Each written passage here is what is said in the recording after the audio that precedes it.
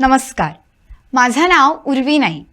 मी श्री शांतादुर्गा शिक्षण समिती कवळे या उच्च माध्यमिक विद्यालयात शिकते.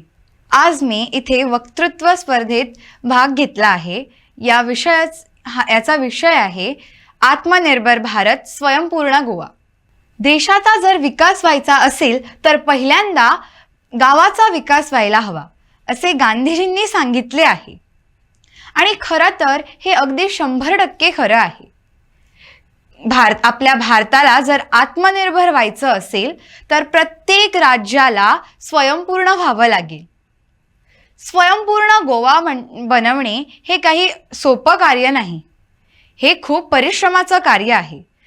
पण जर आपण एकत्रितपणे सर्वांनी मिळून जर हे कार्य केले तर आपण कोणतेही अशक्य कार्य शक्य करू शकतो.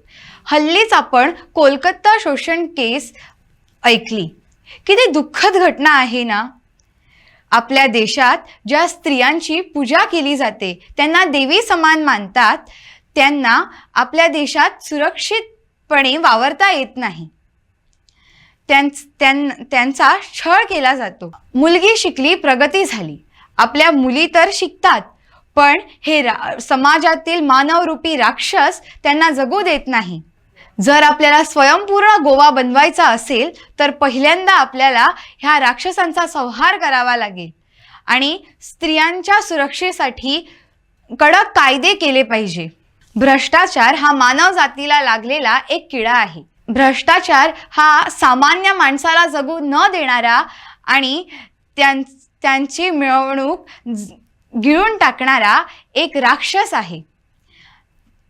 आजकाल शिक्षण सुद्धा या भ्रष्टाचाराच्या ताब्यात आलेले आहे. जर विद्यार्थ्याला जर शाळेत दाखला घ्यायचा असेल तर तिथे सुद्धा भ्रष्टाचार. एखादा गरीब गुणवंत विद्यार्थ्याला नोकरी संबंधी काही समस्या असेल तर तिथे सुद्धा लाखो रुपये मोजावे लागतात. भ्रष्टाचार हा खरोखरच मानवी रूपात असलेला एक क्रूर असा दैत्य आहे.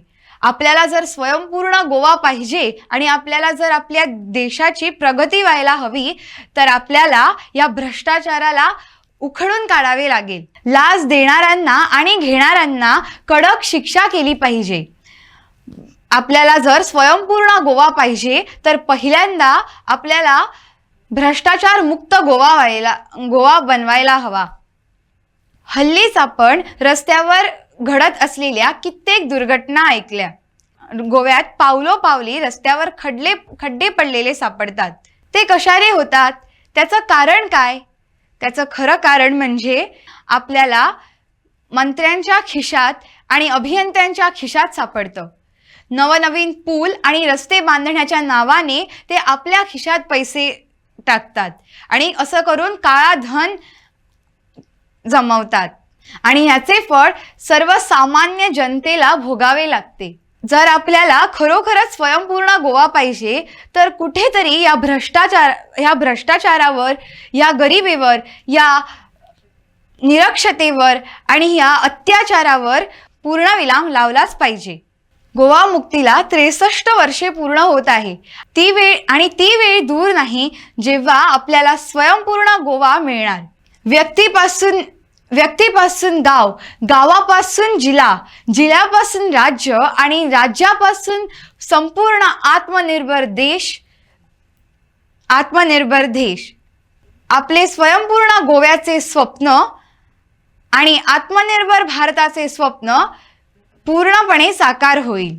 जय हिंद, जय गोवा.